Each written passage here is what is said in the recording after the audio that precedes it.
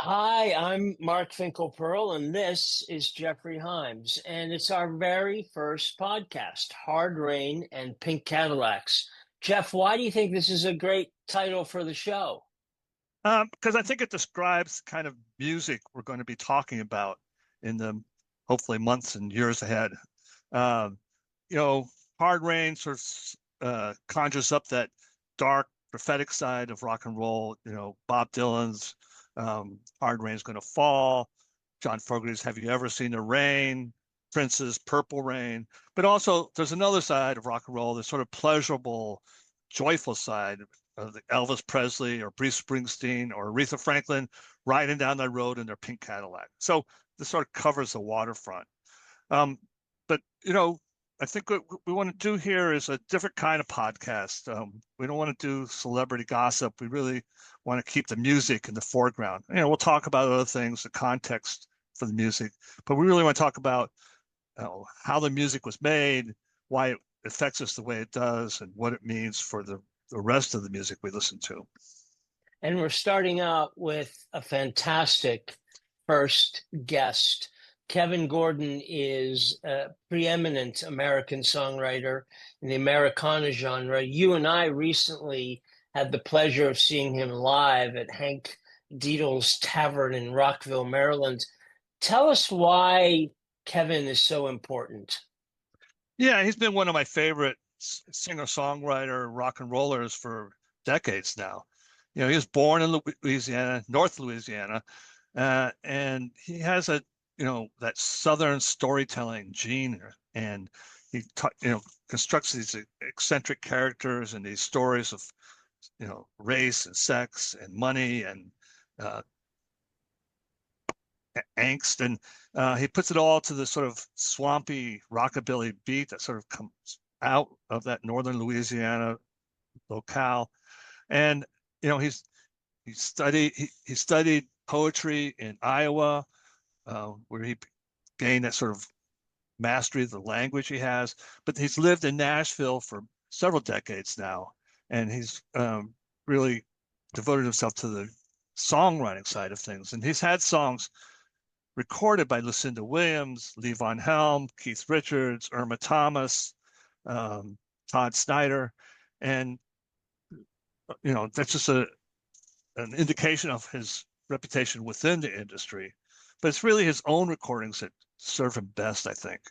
He has this sound that he has that's all his own, and well, you and I heard him at Hank Dietl's in Rockville recently. I think we were both very impressed. Yeah, absolutely. I certainly was. I'm just in this conversation thrilled to just be a fly on the wall and really get to know him a little better. Here is our talk with Kevin Gordon. Enjoy it. Yes. All right, Kevin. So for people who don't live in Louisiana, can you sort of explain the cultural differences of like North Louisiana, where you and like Jerry Lee Lewis are from, and Southwest Louisiana, which is sort of Cajun Zydeco country, and New Orleans, which is like a world unto itself, and how they interact and what the differences are. Sure. I can attempt this. North Louisiana is a zone that I've always referred to as the boring part of the state. Uh, Religiously more Protestant. And as I sometimes say during shows, more generically redneck than the other parts of Louisiana in terms of just stereotypical, sort of redneck attitudes and stuff. Um, Southwest Louisiana is of course influenced by the Acadian French culture, and the music is completely different. Um, it and New Orleans, which you are correct in saying that it is another planet, basically. um, always were of interest to me and other youngsters growing up in North Louisiana, because it didn't take much to realize that that's where the fun was. It wasn't all about sin and redemption and what have I done now to offend Jesus, getting saved 17 times, etc. That's actually a story I heard once when I was about 12. Um, so it's a bizarre combination, So, but North Louisiana has produced some important music. Not Jerry Lee, James Burton, yeah. Slim Harpo. So talk about you know talk about growing up in that environment, and then how the relatively easy accessibility of Lafayette and New Orleans influenced you. Okay. When I was young, my folks were into music that was, roughly speaking, uh, they weren't Beatles people. They were still like Jerry Lee freaks and Mhm. really into the Ray Charles country records, which were of that time. So I guess hearing the Jerry Lee stuff, getting into Elvis Presley when I was very young, was sort of the way into music, which was actually quite local. As you point out, I mean, Little Walter was from Marksville, um, Webb Pierce, so many, Um, so,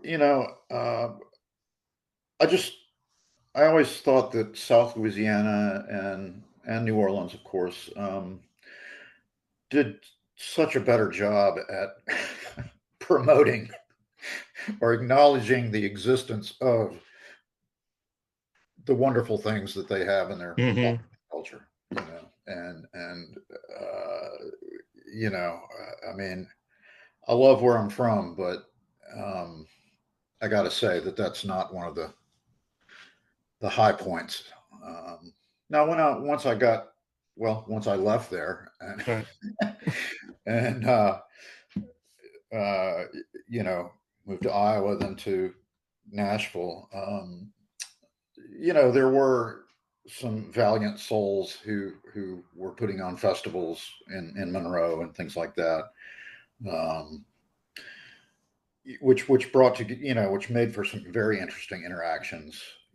I was on But a even but so what fascinates me is that even now when you're writing these sort of short story kind of narratives, Mhm. um, you're not putting them to sort of Bob Dylan guitar. You're putting them to like rockabilly, sort of twitch and itch kind of music. And um, is that because of where you grew up, and why does that setting those stories to that music make sense to you?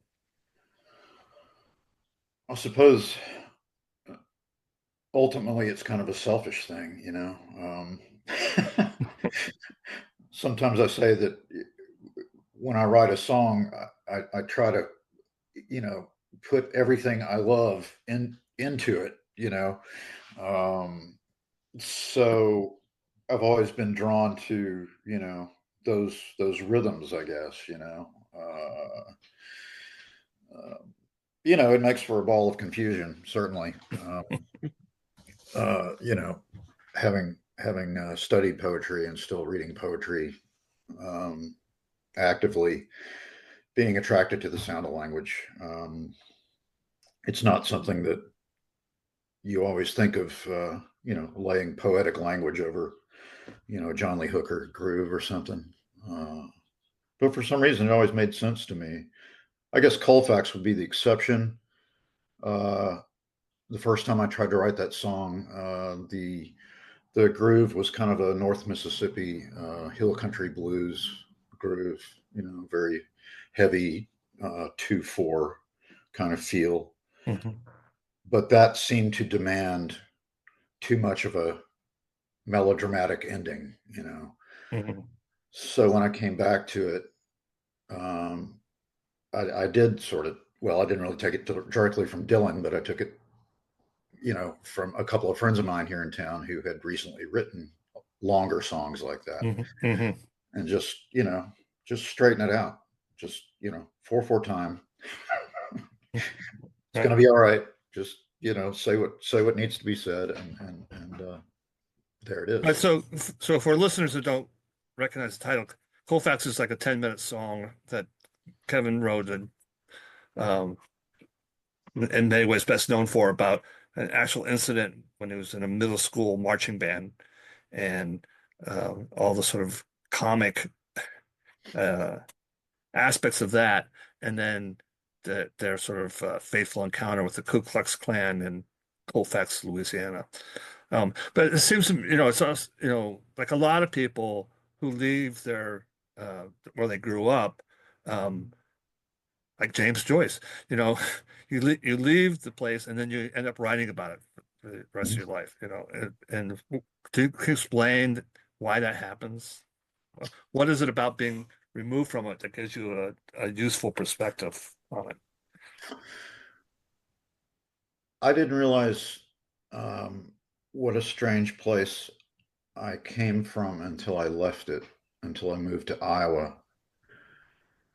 And then, you know, I started seeing the value of, or started sensing, you know, the ability to um, um, see the things, feel the things that seemed significant when writing a song or poem, you know.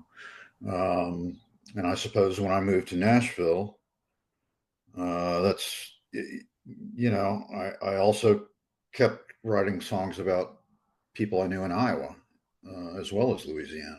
Uh, it just seemed to make it, the distance, it makes it easier somehow, you know? It makes it a more objective perception. I don't know, you know? Well, don't you think most writers are forever trying to figure out their own childhoods in a lot of ways? Yes, guilty as charged. Yeah, and you know, my childhood was not terrible. I mean, there are certainly aspects of it that are pretty grim, but you know, overall, I feel pretty lucky. Um, so yeah, I keep going back and telling those stories. Um, you know that song "Flowers." The model for the character in the first verse, the guy who gets in the wreck with the drunk driver. That guy was married to the woman who became my step grandmother. I know this sounds complicated, but it was just a But it really, is Louisiana. yes, very strange irony. And I had been sent to the church that that guy preached at while he was married to the woman that would become my grandmother. Um, uh, in Shreveport, you know, during the summer, of course, they had vacation Bible school. And my parents, you know, as a way of getting me out of the house, probably more than anything, sent me to this somewhat horrific experience. And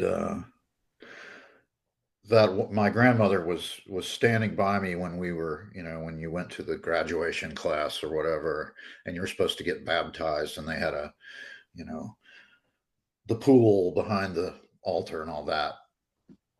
And this was a Baptist church, I think, maybe Church of Christ, I can't remember. But I wouldn't go. I was terrified. I just stood there, and that's always kind of stuck out to me as a particular and peculiar moment.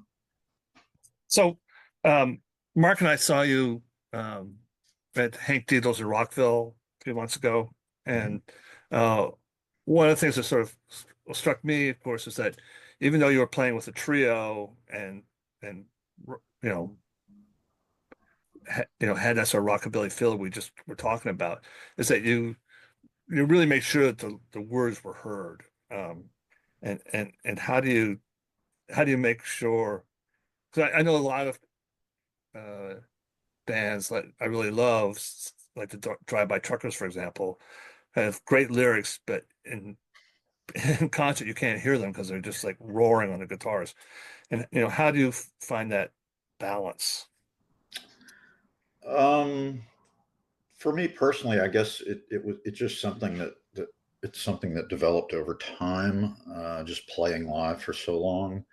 Um, Also, coming out of the background I did playing with Bo Ramsey in Iowa, who always retained kind of a blues aesthetic in terms of his Hmm. performance, where, when the vocal comes in, the band sits down, Hmm. uh, speaking of volume. So I guess, it, it's both of those things, really. Um, and of course, if you spend so much time on the lyrics, it seems like you want Right. to allow them to be. Uh, So Mark was really fascinated by your guitar. Maybe Mark can ask Uh, you questions about that. First of all, it's great to just be a fly on the wall here because I'm coming at it as a fan and as an amateur guitar player, and I don't get to have access to the artists whom I admire as often as a critic and writer like Geoffrey does. right. So just to hear what you've said so far is fascinating. And I have tons of questions from the guitar perspective. We'll get that out of the way. Hmm. Um, I've always been a solid body guy when it comes to electrified instruments. And so I was fascinated that night when I saw you play. And although I've listened to you for more than 20 years, that was the first time I ever had a chance to see you in concert. Hmm. And we talked briefly, you may not remember, it doesn't matter, but we talked briefly about your 125. Hmm. And I went down a rabbit hole after that show.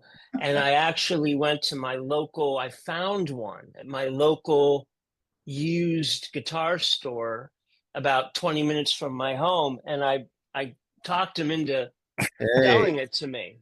look at that. So it's early 50s, and I think the way you tell that is because the P90 has screws instead of pull pieces. Right. um, it was in horrible shape, but I got him to give me a great price, and I brought it home and I took it all apart and I cleaned it and Cool. put new strings on, and I'm just really enjoying it. So thank Yeah. you for the inspiration. Well, sure.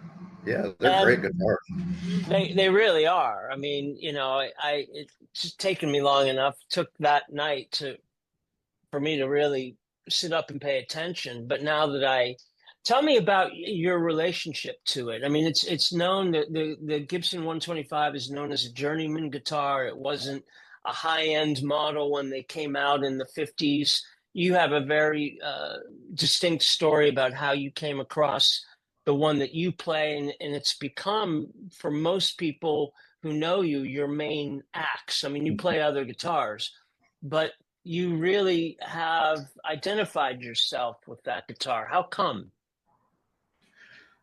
I think I enjoy the versatility that it has, tonally. Which is one of the great things about the P90 pickup is that at low volume, it can almost sound like an acoustic guitar. But if you really lean on it, you get something somewhat horrifying, or in a beautiful way. Right. You know, John Lee Hooker or Willie Johnson playing with Howlin' Wolf in 1949 or something. Mhm. Um, and I love that uh, ability that the guitar has to, you know, you can go either of those places or somewhere in between, also, it's very comfortable to play. It's in addition to the 125, I have an ES300, which, as you may know, has a bigger body, and I still, the 125 is so much more comfortable and easier to play. The shape of the neck is just right for me. So yeah, I've it just, I've been attached to it for a long time, since I got it in 1993. Is that the guitar you write on? Yes, I would say most of the time. Hmm. Now I have a newer Gibson J45 acoustic guitar that is in standard tuning, and sometimes I'll try writing on that. And how do the songs evolve? I mean, like, like the title track of the new record, the in between, how does it start with a guitar or a verbal phrase or? And also, let me jump in with a process question. Are you the kind of guy who gets up every morning, has breakfast, and then writes songs for 8 hours? Or are you the kind of guy who has to be, the moon has to be full and you have to be struck by the muse in some way? I mean, how does your process work itself out too? Well, I'm of the latter persuasion, but I wish I were of the former. Uh, I have the best of intentions, but it doesn't always play out that way. The In Between as a song, that was actually an idea I had one day. I was running errands around town or something very non-musical, and I can't remember the line I had. It was, it, I think it was part of the first verse, and I just thought about that phrase, the in between, and how it might apply to me at that point in my life. And in what sense did it resonate? Um, you know, primarily just aging, just middle Mm. age. Are we still calling it middle age? Sure, we are. Um, um, and that applies to personal relationships as well as, where one finds oneself in the so-called music industry Hmm. at any given point in time. And that's something I'm still and will always, sort of battle with, even if it's just inside my own head. Well, Uh, so once you have that sort of title phrase in the line from the first verse, how does the music enter into it? that one, I, I'm trying to remember. I believe the line I had, and I had the in between, and somewhere in there that suggested a melodic pattern. And so I just started writing verses. Hmm. To And that pattern. yeah, and I later changed it. Um, I'm trying to think, and it was a chordal thing. I did I take one out? Did I put one in? I can't remember. But I knew that I was, treading on familiar ground, in terms of it being sort of, Dylan-esque or whatever, at least formally. But the older I get, the less I worry about that kind of thing. Um, I don't care as long as Mm. what I come up with seems to say something that hasn't been said before or that I haven't said before. So Simple Things is about the pandemic and that It came out of that. the reduction of everything to basics. Yeah. and that, the first line I meant almost to be sort of funny, cloudy skies and quarantine, that it became as normal as the weather, there for a while. But yeah, I would say the problem with that song was figuring out what was important, and was I writing? I remember having a verse about seeing my mom and my sister again, and at the end of the day, it just seemed too much. Like, this is cheese. I've got to find a way to talk about this that you know um, doesn't go that far, emotionally, um, or it gets there another way. you know and once I started writing it, I was approaching it as a so-called single, which is not something I do very often. But like the bridge, I mean, that was me thinking, like, okay, it needs to do this, not stay there for long. It doesn't need to be a long, drawn out song. Um, um, There's nothing wrong with pop pleasure. I try to remind myself of this. So we were talking earlier about how you left Louisiana and ended up at the Iowa University Writers Workshop, and studying poetry with Jory Graham. And how did that engagement with language in that environment affect your use of language? And why did you end up not sticking with poetry, but focusing instead on songwriting? I suppose that songwriting ended up being more fun. Honest answer. You write the song, you play the guitar, and people buy you drinks. People buy you drinks. Lovely women want to talk to you. I mean, that's and that doesn't happen a lot in the poetry world. So. I just found that while I was at Iowa, that the squabbles that the poets would have would be so just ingratiatingly small, and precious. It was, I just, it was a response to kind of turn away from that, even though I love poems, and I love, glad I went to Iowa and studied with people like Jory,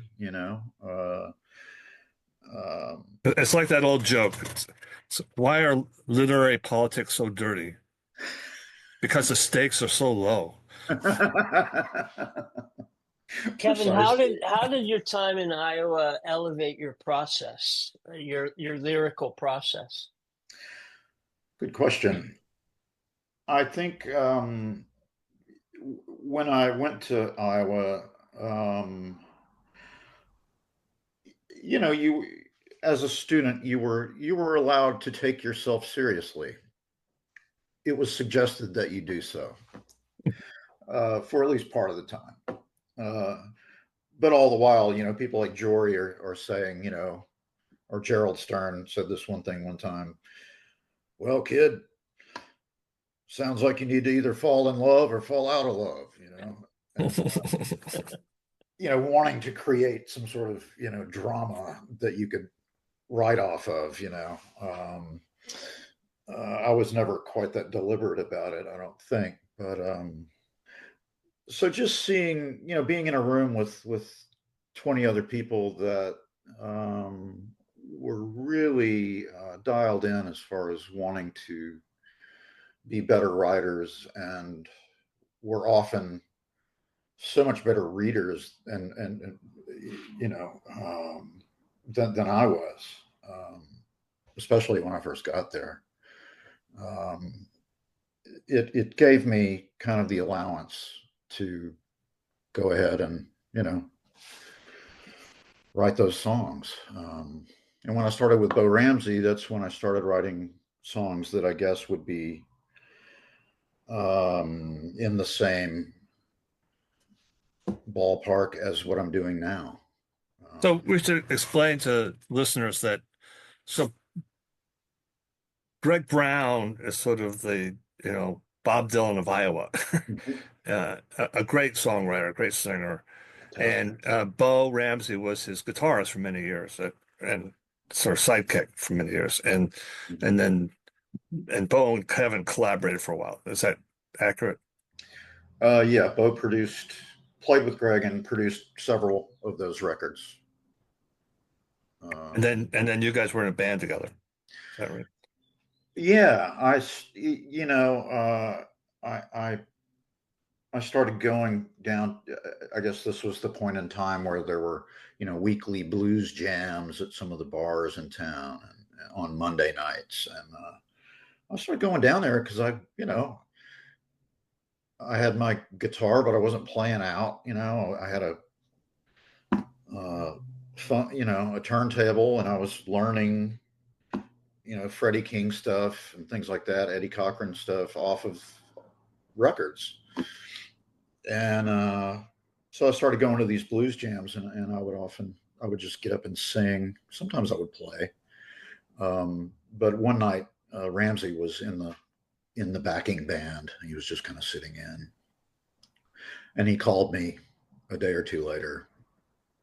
I don't know how he got my number, but it was almost like a shakedown,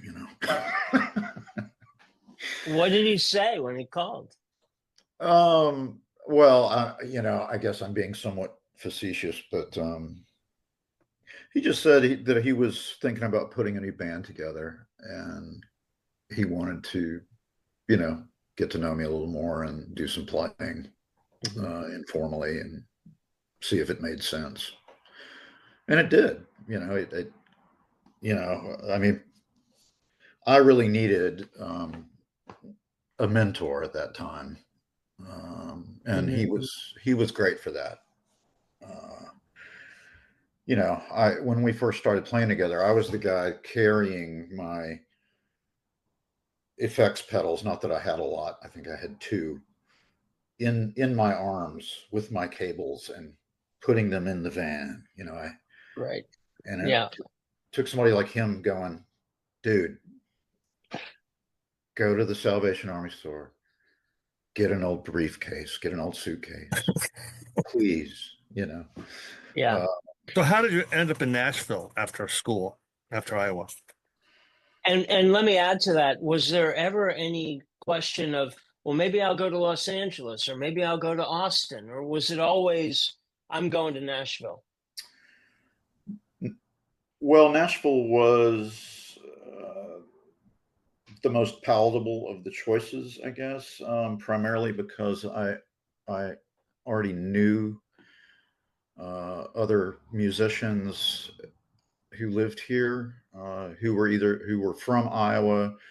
At some point, Bo and I started making trips down here, and Bo was friends with a guy from the Ozark Mountain Daredevils named John Dillon, who had some success as a songwriter. He wrote a song called "Fishing in the Dark" that was a big hit for them, I guess, or for somebody. So through John Dillon, Bo, had a couple of connections that, we would come down and go have these silly meetings with,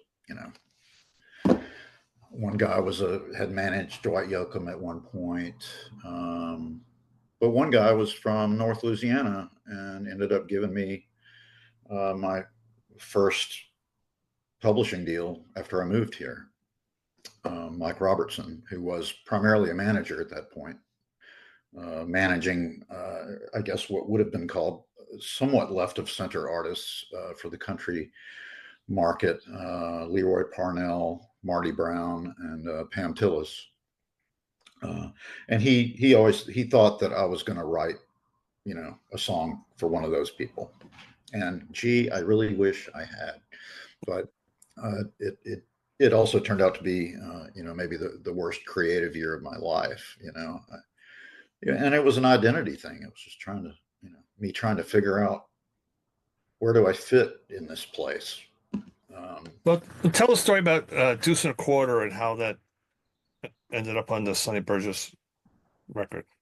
Oh yeah, on the All the King's Men record.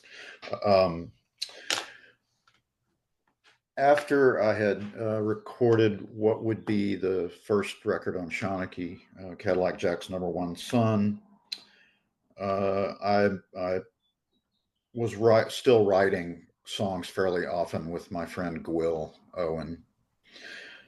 And the two of us just are a really good fit as far as co-writing goes.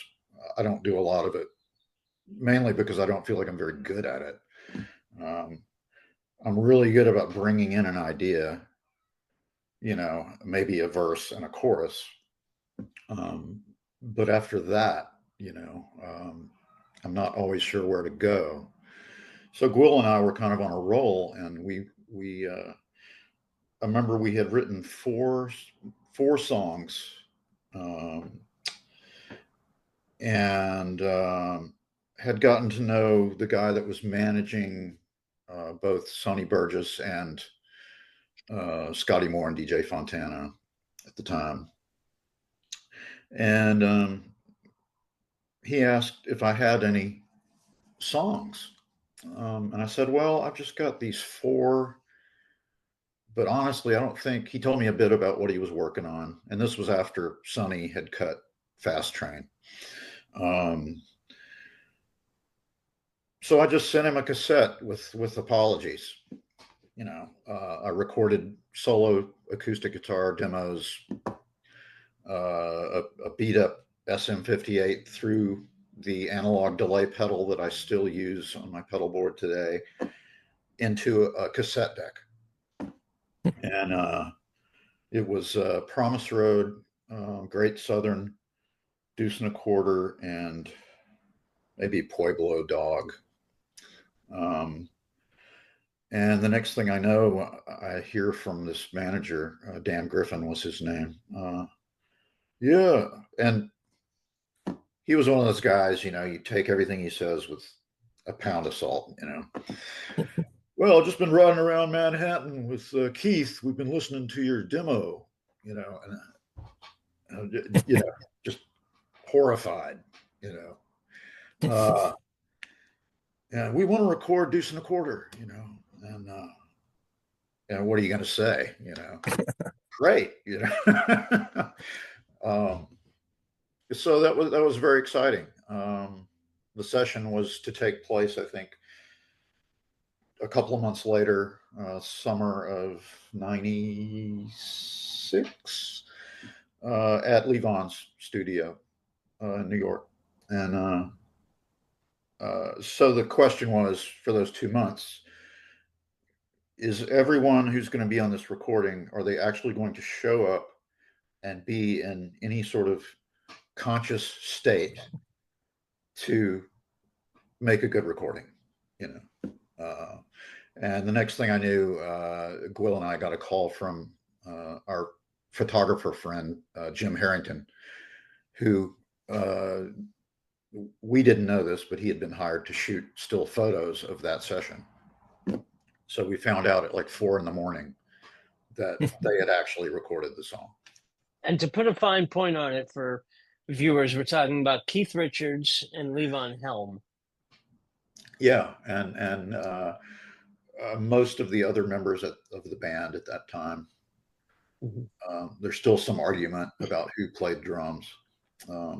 I think DJ Fontana is on it, but I think there was another drummer as well. So yeah, pretty exciting. Well, that's a good segue to Lucinda Williams, I think. The first time I really understood who you were as an artist was Down to the Well. When that first came out, and I believe I heard it on some sort of a compilation that an Americana compilation of some sort. Tell Yeah. us about your relationship with Lucinda and how that happened and how Down to the Well came to be. If the Sonny Burgess recording was not a game changer, Down to the Well, I think it's safe to say, really was, right? Well, yes, but again, over the long term, um, uh, it took a long time for that to kind of resonate in a big way. The unfortunate thing about the Down to the Well record, as well as the All the King's Men record, uh, the All the King's Men record, the label that it was on went bust. After it had been out maybe 3 months. I don't remember. I could have it all wrong time wise. Down to the Well, that was my second record for Shawnee, and they were spending money on the Americana radio chart, which was at that time being run by Gavin, the radio magazine, the West Coast.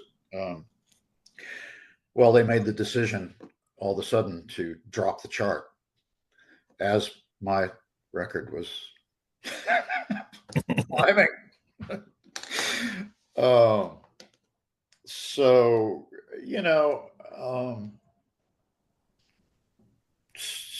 so much of this has to do with patience and humility, But tell us more about Lucinda and how yeah. that whole thing came about. Okay. I met Lucinda after touring in New Zealand with Bo Ramsey in November of 1993. She had recently been down there touring as well. There was a label down there that put out what was at that time both of our Bo's and my current records as of that time. And she really liked them. And this was when she was still living in Austin. And I remember I had a gig at the Boardwalk Cafe, which is a place kind of on the south side of town here. And she just decided that she was going to drive to Nashville to hear us play because Bo was coming down from Iowa to play guitar with me in my band that night. Well, in typical Lucinda fashion, she got there like 20 minutes after we quit playing. She was friends at that time with the Mavericks, who most of whom had shown up for the gig as well. But what ensued was Bo and Lucinda staying at my apartment, tiny 2-bedroom apartment in West Nashville for 3 or 4 days. I just remember a lot of red wine and John Lee Hooker records. But she was the first songwriter I ever met who actually kept a file folder of her lyrics and would carry it with her everywhere she went.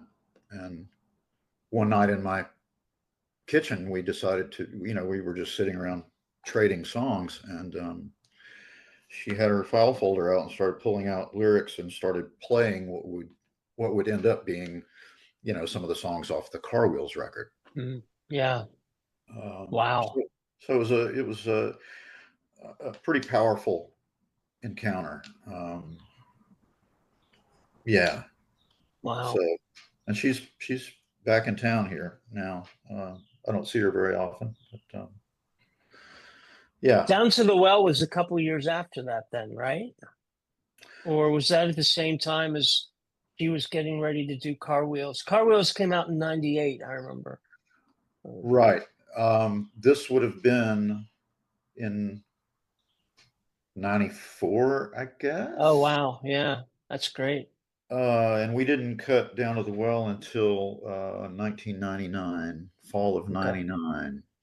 And we didn't add her to the record until the label asked us to remix some songs.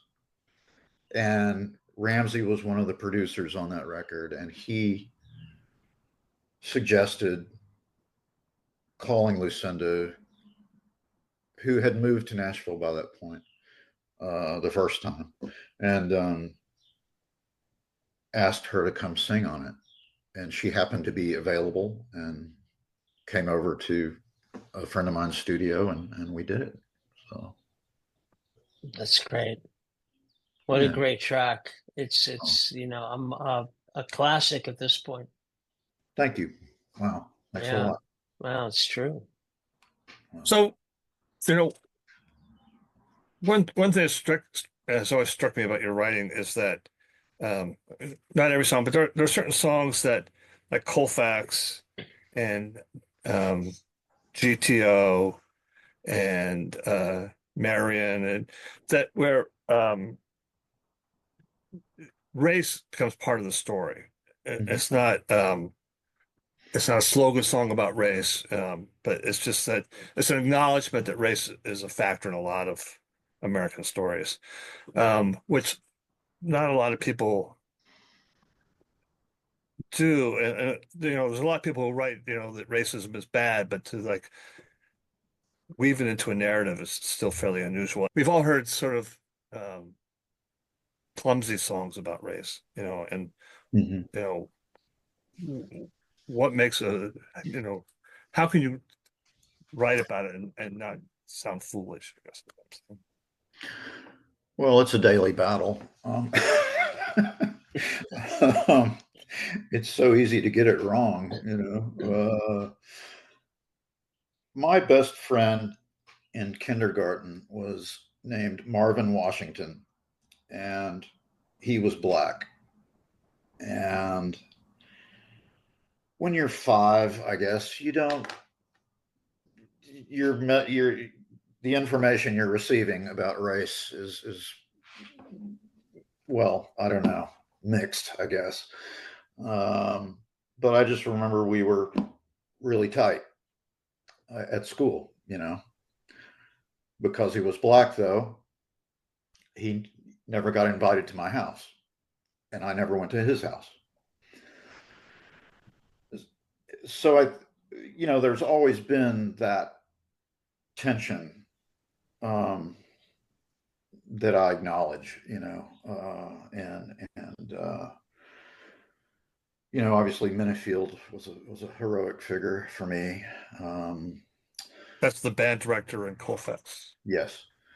You know, my my 7th grade history teacher, Sylvester McKinney, was African American, and my mom taught at the same school. And he used to tease my mother about letting him take me home with him for a weekend so he could teach me how to be cool. And he was being, you know, somewhat funny, you know, but looking back on it, I was like, well, that kind of would have been great, really. So I've always been curious, you know, like, okay, this other side of the tracks thing, what's this about, you know? And, you know, as a white kid, you're told that there's nothing of value there, that there's no art there, that the music is stupid, you know, all this horrible false information, you know. So I've just always been drawn to those stories that come out of that tension. And how does your love of John Lee Hooker and Howlin' Wolf figure into that? Well, I suppose, you know, maybe because of people like Jerry Lee and Elvis, you know, Elvis doing Jimmy Reed songs live, you know, later on. And me hearing that, there was a connection. I always loved the the rhythms of that music, and not that we can simplify it, but it was just so much more interesting to me, than Pat Boone or whatever. I just had a sense that there's something incredibly powerful in that music. Well, but let's throw Jimmy Reed into the equation too for a moment. He's a guy that you've clearly thought about so much that you've written a song about him. Jimmy Reed is the king of rock and roll. How does he fit into your gestalt here and your thinking about all of that? When I started writing that song, I was writing two songs at the same time.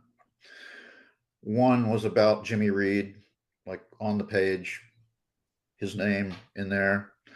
And the other one was kind of this other thing that was mostly images about playing in Iowa when I lived there, and playing with Ramsey, and playing these blown out clubs in towns like Ottumwa, or East Dubuque, post-industrial wasteland, shall we say. Yeah. And at some point, those ideas kind of became one song. Reed was known to be a man of excess, let's say. And I think that obviously affected his music, not necessarily negatively. It gave it this sort of lope, this beautiful kind of lope. Nothing else sounds like that, I mean, maybe that's as much to do with Eddie Taylor as it does Jimmy. But Jimmy, wrote the songs. Talk about a little bit about what music you've been listening to lately that you really like. I keep going back to blues. I'm a big blues guitar fan, frustrated blues guitar player, and I'm friends with this young guy here in town, McKinley James. I think he's maybe 20, and he's really great. In ways that I can applaud personally as being great, doesn't play too many notes. He studies the right stuff, in my humble opinion. But he's writing songs and making records now, and I'm hoping that we can collaborate at some point. So I tend to go see him every Monday at this gig here in the neighborhood that he does with my friend Pat Sweeney. Yeah. Well, I just want to say thanks for doing this, Kevin. And, sure. My pleasure. It's good. A good start for our new series. So. Yay. And I'm going to go tune up my 125, and then before we let you go, tell the people watching what LNC stands for on your hat. Well, it was the logo for an insurance company downtown here. And my son's best friend's brother runs a garment design company in Chicago, and just stole the logo from LNC and sent me this hat, Life and Casualty. There you go. Pretty much all about that. Love it. Well, Kevin, it's been a real honor and a pleasure to hear you. Do you think we worked it all out? How do you feel about it? Yeah, I feel good. I mean, feel free to reach out again if you guys feel like you need more stuff or need me to clarify something. All right. Fantastic. Hang on. Well, that was a great conversation. Such a thoughtful guy, and I loved being able to show him my Gibson ES 125 that he inspired me to buy. The In Between is on Crowville Records, and you can get it wherever you get your music. Speaking of music, what have you been listening to these days, Jeff? What's new? Well, since we were talking about Louisiana with Kevin, I thought I'd mention three other records that have that sort of Gulf Coast sound. The most popular of the three is Paul Thorne, who's well known for his version of Ray Riley Hubbard's Snake Farm. And he has this knack for coming up with these little catchphrases, both verbal and musical, puts to a snappy beat, and they really gets into your head. You know, sort of like Sam and Dave or the Box Tops or Joe Tex did back in the day. This new album is called it's called Life is Just a Vapor. And he has these phrases like don't do it all on the first date, leave a little something on the plate, which is something we've all thought about, but he boils it down to its essence and just sells it with that voice. Even better album is Seth Walker, and his new album is called Why the Worry, which I think is his best one yet. He grew up in North Carolina playing the blues, and then he moved to Austin and sort of absorbed the Texas blues in the style of Delbert McClinton, which had that sort of country blues kind of mix. And then he moved to Nashville and hooked up with Delbert's buddy, Gary Nicholson, and Gary and Seth wrote together, and Seth became a much better songwriter as a result. And on this new album, he wrote the title track with Oliver Wood of the Wood Brothers. The Wood Brothers drummer, Jano Ricks, co-produced the album. And Seth shows, really good taste. He records an Al Green song, a song by Louisiana's great Bobby Charles, two by J.J. Cale, who, even though he was from Tulsa, did that laid-back swamp style better as anybody. And Seth sort of lives up to that, those examples in his own song. So it's a really good album. But my favorite of the three is the DeLines, Mr. Luck, and Ms. Doom. The leader of the band is Willie Vlotton, who used to lead Richmond Fontaine, which was a very popular, very great band called sort of a cowpunk roots band that was much more popular in England than it was in the United States. But now he has a new band where he's no longer the lead singer. The lead singer is Amy Boone of the Damwells. And this enables Willie to really write from a female perspective for the first time and create characters and really show why he's also a novelist who has 6 books out, and 2 of which have been turned into movies, Lean on Pete and The Motel Life. And it works beautifully. And I really recommend it to people because he doesn't tour much in the US because they do so much better in England. Wow, I can't wait to hear all of that stuff. I'll be looking it up. I always take your recommendations really seriously. As opposed to listening, I've been reading a lot, and I just finished Waiting on the Moon, Peter Wolf's new memoir. Peter Wolf pulls off a magic trick here, Jeff, which is he does a memoir without really talking much about himself or about the Jay Giles Band, which of course holds a lot of his life's work. The book itself is worth the price just for the chapter on Muddy Waters and his relationship with Muddy Waters. I almost came to tears at the end of that. So if you're in your bookstore and you see Waiting on the Moon by Peter Wolf, go out and grab it. That's it. That's our first show. Can't believe it's over already. But we're going to be back with more Hard Rain and Pink Cadillacs. We hope you enjoy it. We'll see you again on Substack. Thanks, everybody. See you later.